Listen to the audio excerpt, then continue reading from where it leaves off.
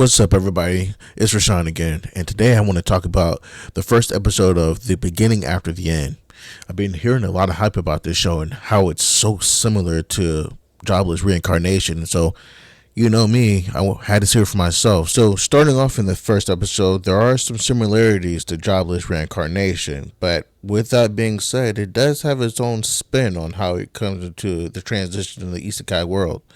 And so for this story, it starts off as this person who was this king in the previous world, this strong king, and he led this malicious army and he was vanquishing other territories.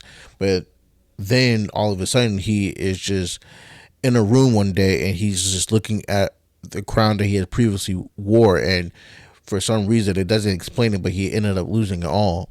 And next thing you know, he is essentially hallucinating this intangible thing is talking to him, and then he wakes up as a new infant baby in this other world.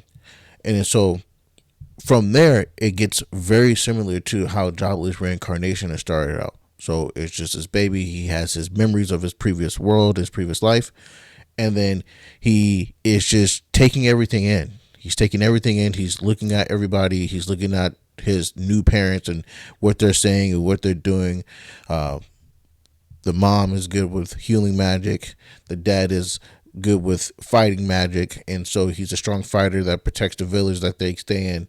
But even then, with the similarities, there still does have its subtle differences. So, for instance, in Jobless Reincarnation, Rudius, he actually smiles. He actually finds joy.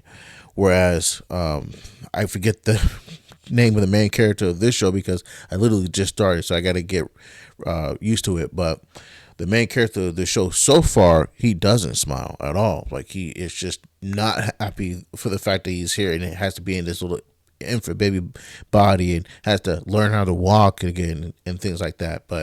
And then another thing that's kind of different too that I actually appreciate within this series is that is not as pervy. So far, it's not even pervy at all. So I think it takes a lot of the same aspects of Jobless Reincarnation in the beginning, but it does them in a much lighter aspect. Something else that's pretty similar within Beginning After the End and Jobless Reincarnation is the fact that, in the beginning, they both had, were very adept to magic. And so when they first really figured out how to use magic as babies, they destroyed the place that they were living in. And so I thought that was kind of funny, having those two stories share the same aspect in that way.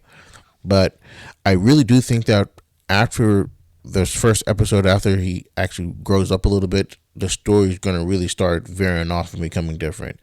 It does feel like it's going to have its own element to it, which I appreciate. So I'm interested to see what happens and see what goes on next and see where the story takes us. So yeah, let me know what you guys think in the comment section below about the first episode of The Beginning After the End. And I appreciate you all for stopping by, and please drop a like and don't forget to follow for more content. And again, thank you all, and until next time.